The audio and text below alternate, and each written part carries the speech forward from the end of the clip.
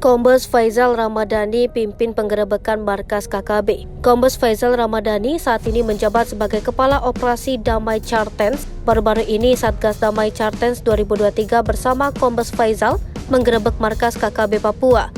Melihat tugas Satgas yang ia ketuai, tentu bukan pekerjaan mudah untuk Kombes Faizal. Terlebih menilik dari pengalaman karirnya di Polri, Kombes Faizal tidak terlalu lama di bidang reserse. Operasi Damai Chartens memiliki peran penting dalam menjaga Papua dari aksi teror.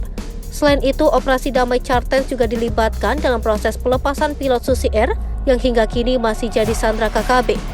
Melansir dari surya.co.id, Kombes Faizal Ramadhani lahir 4 Oktober 1974. Ia adalah seorang perwira menengah Polri yang sejak 1 Juni 2021 mengemban amanat sebagai Direskrimum Polda Papua. Faizal lulusan Akpol 1996 ini berpengalaman dalam bidang reserse. Jabatan terakhirnya adalah Kabak Infotek Srojian Bank, Lemdiklat Polri.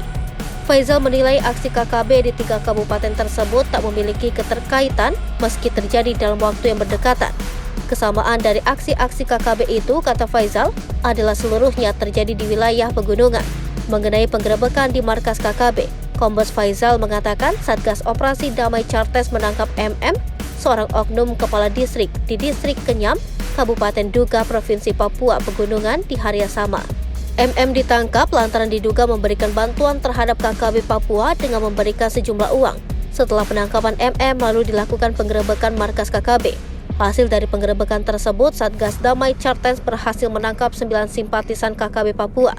Dalam foto momen penangkapan, tampak simpatisan KKB Papua dalam posisi tiarap dikelilingi tim aparat gabungan.